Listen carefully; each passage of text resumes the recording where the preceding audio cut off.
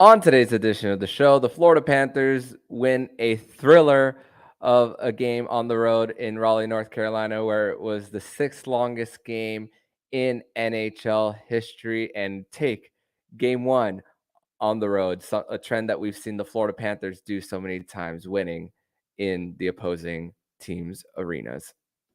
You're Locked On Panthers, your daily podcast on the Florida Panthers. Part of the Locked On Podcast Network, your team every day.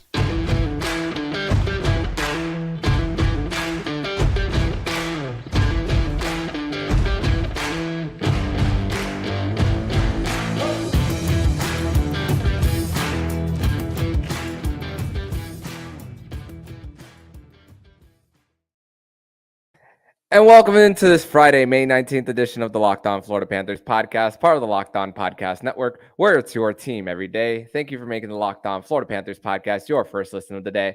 I'm Armando Velez. You can follow me on Twitter at MondoMan12. Follow the show account on Twitter at LO_FLA Panthers, and on Instagram as well in LO_FLA Panthers. And shout out to the everydayers who come here and make Locked On Panthers your daily fix. So the Florida Panthers, what a game last night, or this morning more like, where it was a 6-hour marathon. This game started at 8 p.m. just shortly after, and then ends just before 2 a.m.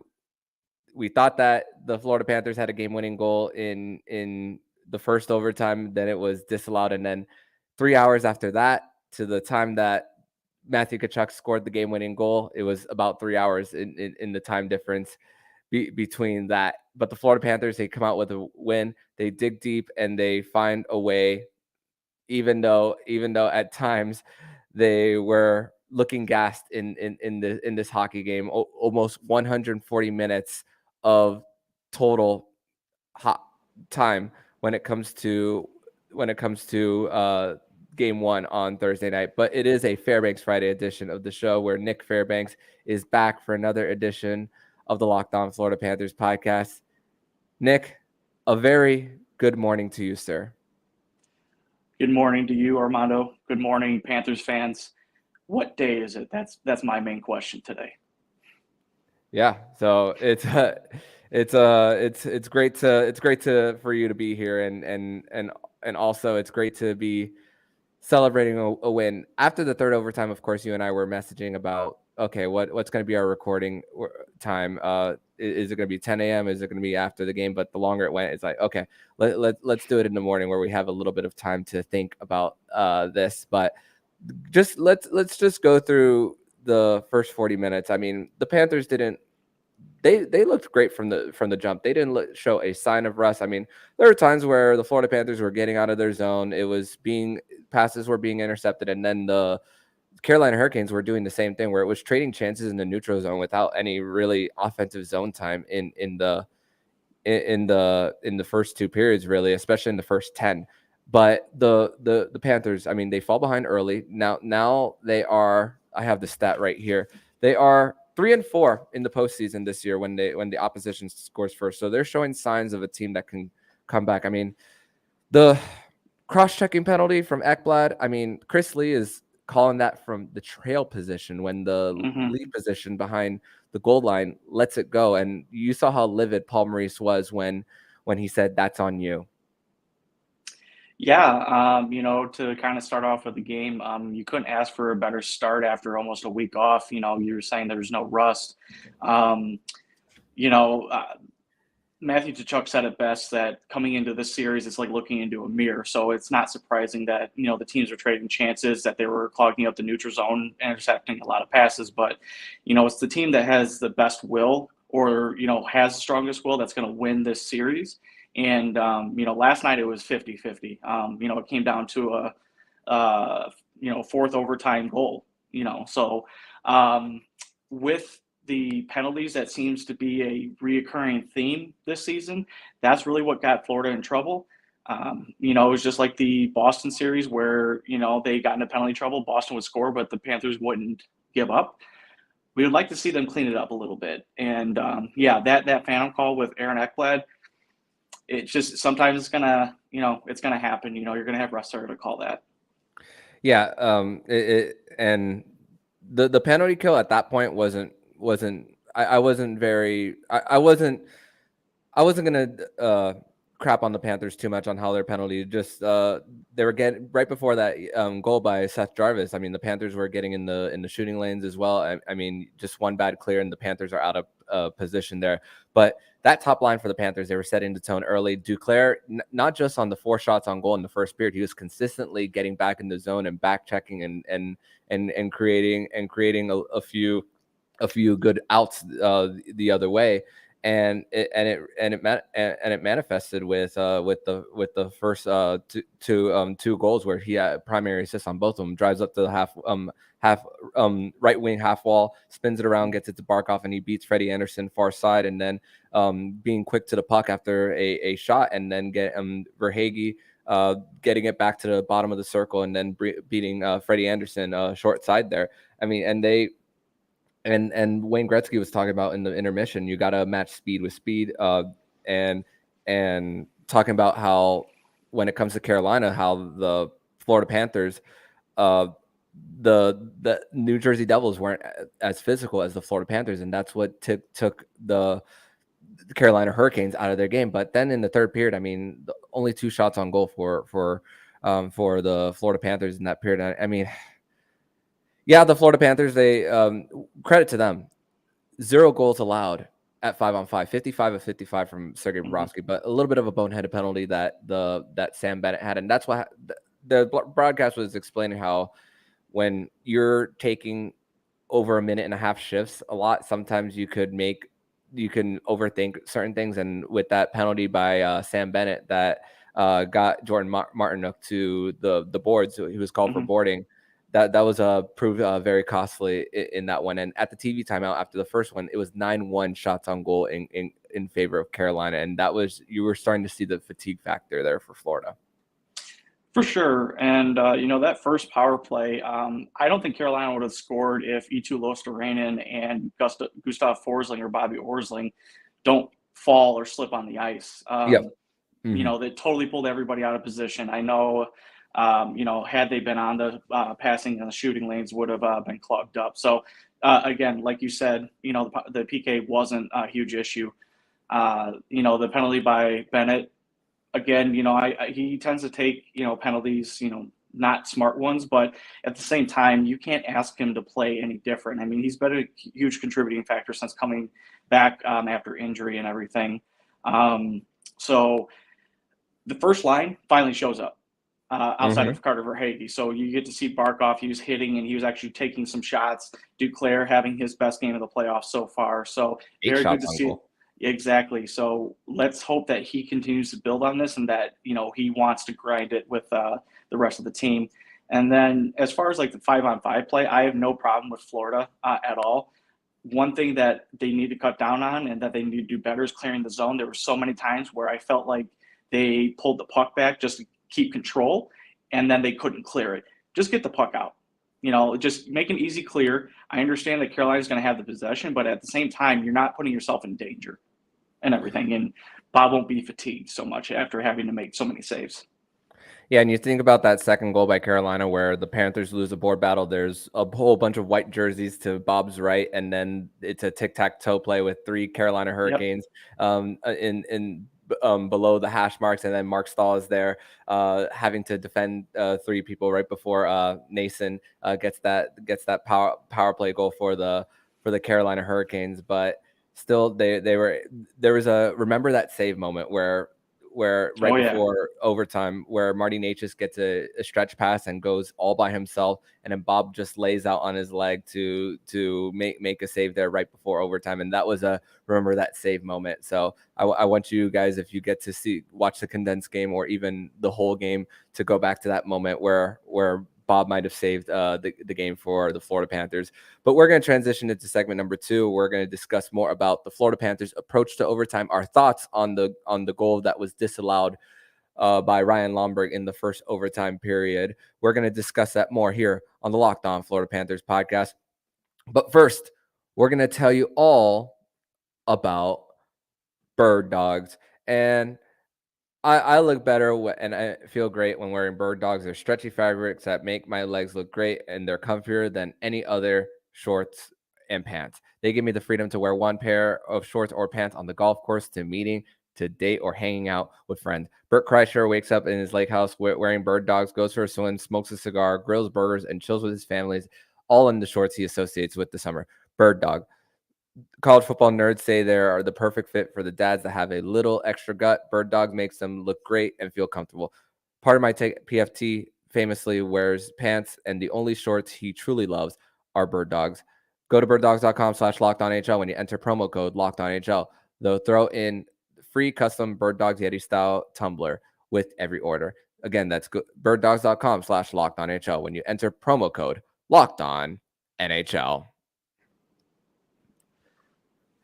Segment number 2 here on this Friday, May 19th edition of the Locked On Florida Panthers podcast. I got Nick Fairbanks here for another edition of Fairbanks Friday, where the Florida Panthers are coming off a 3-2 quadruple overtime win over the Carolina Hurricanes at PNC Arena.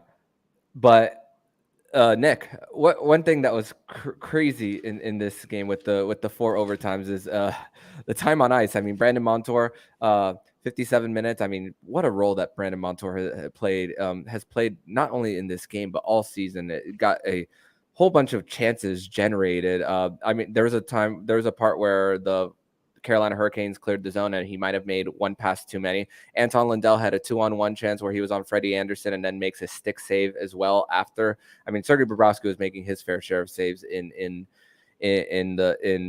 all 4 overtimes. There's only so much that we could talk about where when we're talking about almost 140 minutes of hockey in this game. But of course, we thought the game was over just before 11 o'clock, where Eric Stahl wins the board battle, gets it to Ryan Lomberg in the slot, and then scores with Freddie Anderson down. But then you look at the replay again, and you see that Colin White's in the blue paint. And it's not really the fact that Colin White was in the blue paint. It's the fact that if you really, really, really slow it down, Colin White's skate hits Freddie Anderson first, and then he's hip checked by Jack Drury into Freddie Anderson. If the hip check happened first before that, it's a good goal.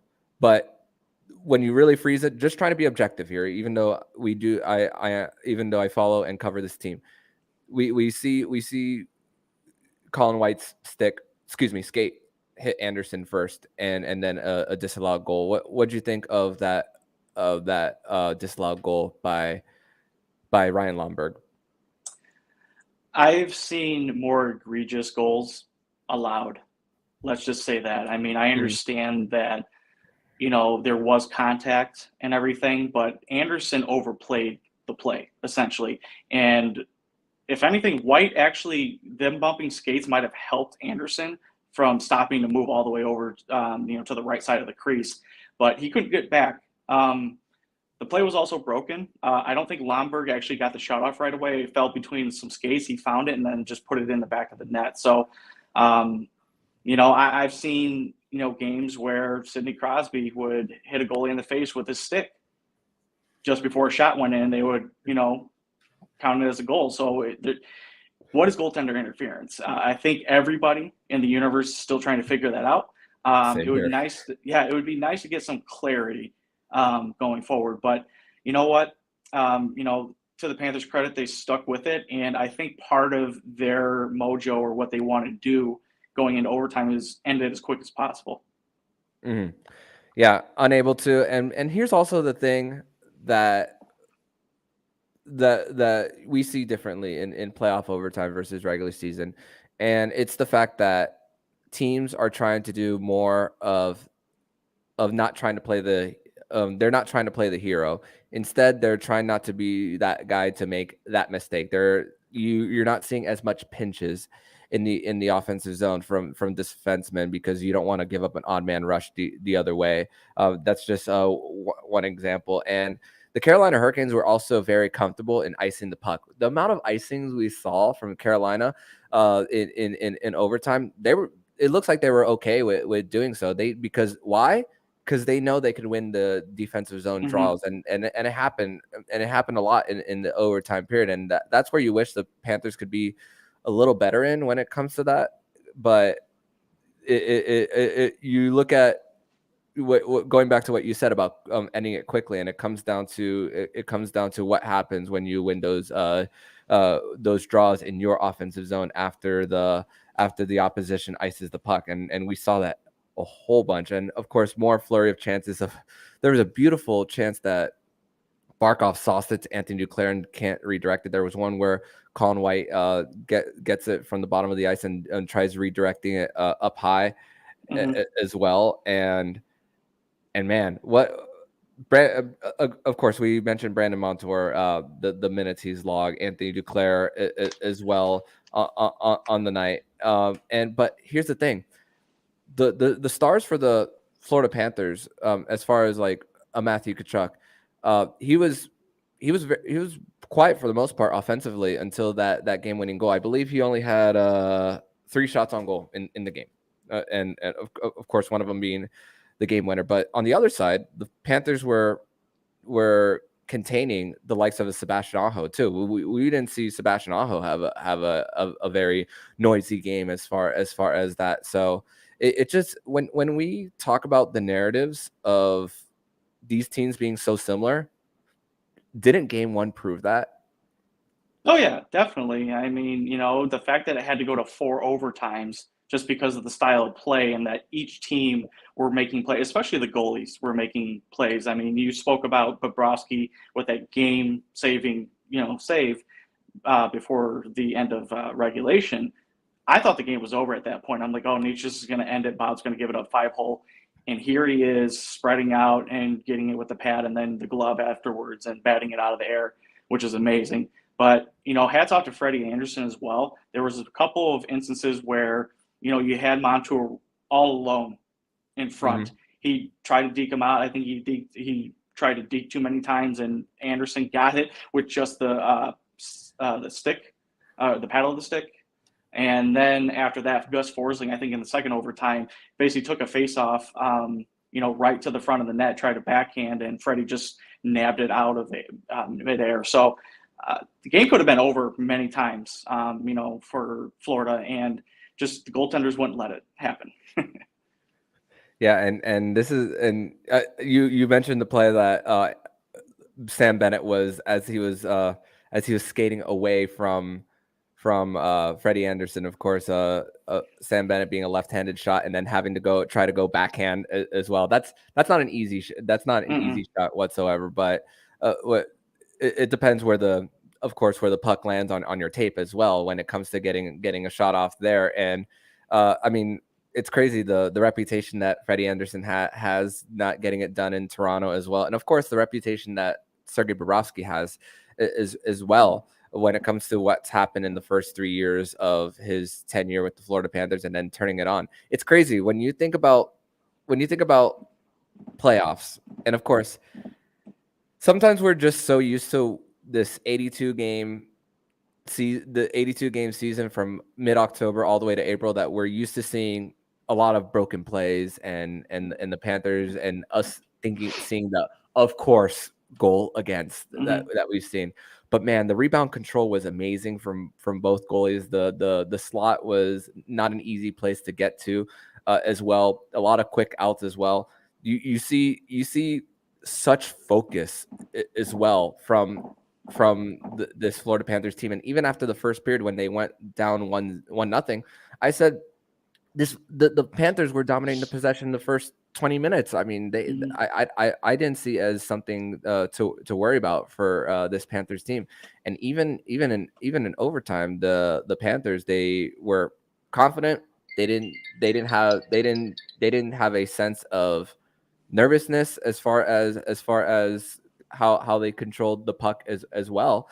And like we said, teams they're trying not to make the big mistake as well. And I mean, Brent Burns was great outside of that turnover that he had in his own zone, and then one of a rare mistake that Brent Burns had, giving up to Sam Bennett, and then Tkachuk finding it going top shelf where Mrs. Moeller hides the peanut butter.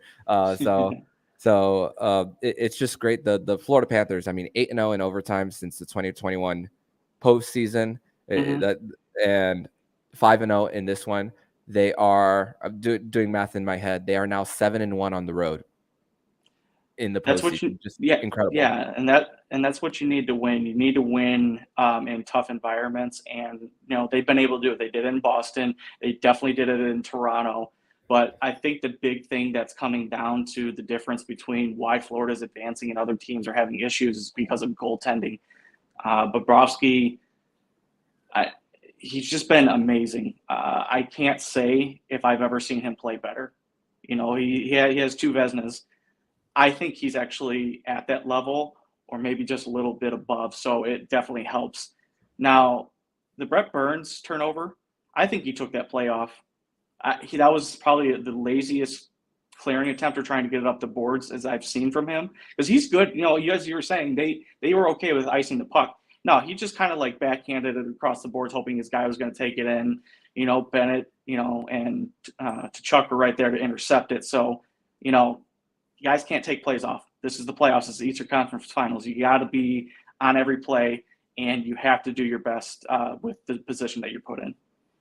Yeah, no doubt, and definitely the Panthers were very fortunate to capitalize on a mistake by the former Norris Trophy winner, and 80 straight saves with both goalies combined prior to that Tkachuk goal. 6th longest game in NHL history happened last night. The longest game in Florida Panthers history, passing that Game 4 of the '96 final where they lost 1-0 against the Colorado Avalanche in the Stanley Cup final. So a lot of history that we witnessed early this morning. Excuse me, for the Panthers' 3-2 quadruple overtime win over the Carolina Hurricanes. But in segment number 3, we are going to discuss our 3 stars of the game, and we are going to discuss what we would like to see better in Game 2 with the Florida Panthers hoping to get a 2-0 series lead on Saturday night. We're going to discuss that next here on the Locked On Florida Panthers podcast.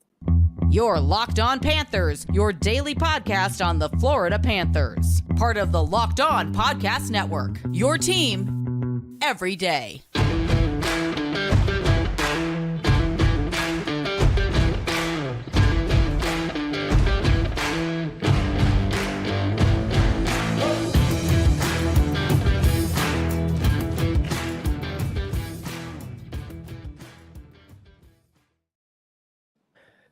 Segment number 3 here on this Fairbanks Friday edition of the Locked On Florida Panthers podcast, where the Florida Panthers are coming off a 3-2 quadruple overtime win over the Carolina Hurricanes. And just as segment 3 starts, Nick Fairbanks's cat decides to come onto the show. What a beautiful baby he's got there. But Nick, as far as this is two responses in one. 3 stars of the game, of course, game winner Matthew Tkachuk. You got to put him there. Sergei Bobrovsky, 63 of 65 on the night, over 960 save percentage on the night, and then I want to put the whole top line there as well. But if I had to choose one person of that top line, it's definitely got to be Anthony Duclair. And also, honorable mention is the penalty kill, because the Florida Panthers went to the box twice in overtime, where Duclair had a high sticking in the first overtime, and then Carter Verhaeghe had a hooking that might have been an opportunity for a game-winning goal, and the Carolina Hurricanes would have been up in arms had the Florida Panthers scored a goal. So limited mistakes. Penalty kill is great. But the one thing I like to see differently in Game 2, I like to see better puck movement on the power play, because even though going into this game, the Carolina Hurricanes were going in at an 18% on the power play, they were quicker to move the puck and get it down low, and got 10 shots on goal on the man advantage. And statistically, the Florida Panthers were better on the power play going into this series at 27%, but a little bit slow for Florida Panthers moving the puck around. So who are your 3 stars of the game for Thursday night / Friday morning? And what would you like to see differently in game 2 for the Panthers?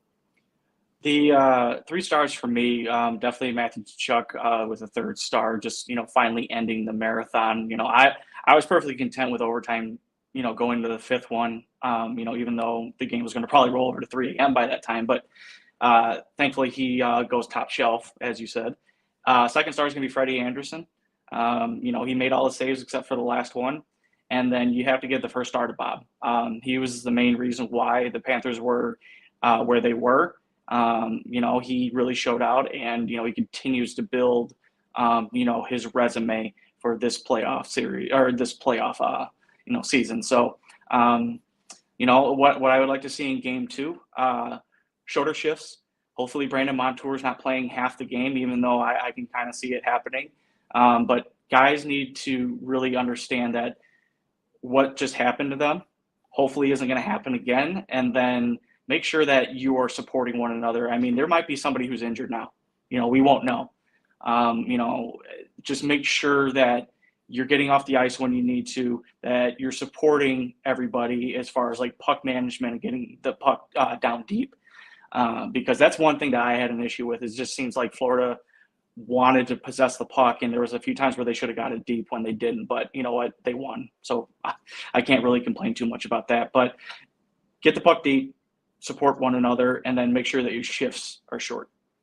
Yeah, there was one where Gus Forsling had a 2-minute and 2-second shift on their defensive zone as well. So you want to be able to be quicker to get those outs for the Panthers as well. So it definitely a good point of view there. But man, even for Sergei Bobrovsky, even in the analytical part of things, it showed how great that Sergei Bobrovsky was. I think they said like five goals save above expected compared to Freddie Anderson's 2. Just incredible what the Florida Panthers and Sergei Bobrovsky has done just in this run himself. And it's crazy because I haven't really thought of this conversation until I started listening more to national shows on the postseason. But there's even talk about if Conn Smythe of Sergei Bobrovsky being the guy. If it's the playoff MVP for the Panthers, it's definitely Sergei Bobrovsky. I was really trying not to have this conversation because I've had that in the back of my mind since the Toronto series. But he's definitely in the conversation. He's definitely got to be leading the pack with everybody. And then I think Matthew Tkachuk is also in the running for that. Not because, he's putting up points every game. I mean, he didn't look like he was very, visible in the Leafs series, but he was still getting points. Mm-hmm. But who is really impacting the game the most? And you can definitely tell that Bob has stepped up and he's in the zone right now. So, you can't go with anybody else other than Bob. I don't think that there's anybody else in the playoffs right now that is even close. Yeah, and like we mentioned earlier about the rebound opportunities as well, and they're also quick to hugging the post. I mean, there was a sharp angle shot that Sebastian Aho had where he was able to kick it from his skate to his stick, and then Sergei Bobrovsky said that was one of the few rebound opportunities that Sergei Bobrovsky gave up in the game as well, and also credit to the Florida Panthers defense being quick to pucks as well, and as far as getting some of their quick clears as well on the night. And just the fact that, when you lose or when you win a marathon game like that, it doesn't feel wasted for sure. And of course we'd be having a different conversation here about exerting all that energy and then coming out on the losing end. Chances are they probably had a scheduled practice for today, right before game 1. Chances are that they're not practicing after playing 2 full games. This is a day of recovery. This is a day of all that when it comes to checking health status as well, how you're feeling going into the game. And I mean, listen, Bob played all those minutes. Anderson played all those minutes. But Bobrovsky, he's not going to take himself out for game 2, no matter how many overtime periods he made. So I'm expecting him to be back in the crease on Saturday night. You can't go away from a hot goalie. That's playoff 101. Okay. I put it on Twitter earlier this postseason that most teams that actually change up goalies actually end up losing most of the time. Well, Florida proved me wrong on that one, so I'm very happy about that. As far as like today, what the Panthers are doing, I would sleep, wake up, eat, go back to sleep, eat again, sleep, take one more nap, and then just kind of make sure that your body's getting the amount of rest that it really needs. I wonder how much weight Bob lost, because that's been a current theme, during the playoffs as well, because I think he lost 20 pounds in game 5 of the second round. I wonder how much he lost. Yeah, I wonder how much he lost last night, and if they had to hook him up to multiple IVs after the game. That's my question. Protein shakes, bars, you name it. Maybe 5 eggs if you need to. Raw, like Rocky. Yeah. So that he's definitely, you're losing a lot of salt and a lot of water there. Probably electrolyte powder as well in your drink. So definitely needing that opportunity to rest and recover. And even if the guys are just spending time in their hotel room and not necessarily watching tape, but just hanging around, watching something, just shooting the breeze and then going for a walk. I mean, I think that's the perfect way to spend your off day because of not wanting to overexert your body as well, because you got to recover quickly for a game 2 on Saturday night. So I think this is a really good rest and recovery day for the Panthers. And good point that you brought up when it comes to Bob, the amount of weight that Bob loses every single game, because it's nuts the amount that does in each and every game. But Nick, I want to thank you so much for joining me on this Fairbanks Friday edition of the Locked On Florida Panthers podcast, another live edition of the show. And thank you everybody on the YouTube page for joining us on the show and subscribing to the channel as well. I appreciate each and every one of you. So Nick, tell us where they can follow you online. Armando, thanks for working with me as far as last night or this morning, and this morning again with the show. But if anybody wants to take a follow, I'm at Prudentious0. So look forward to game 2 in I'm going to get back to you probably about 32 hours, and we'll see what we can pull out from there. Maybe a 2-0 lead or split like I wanted.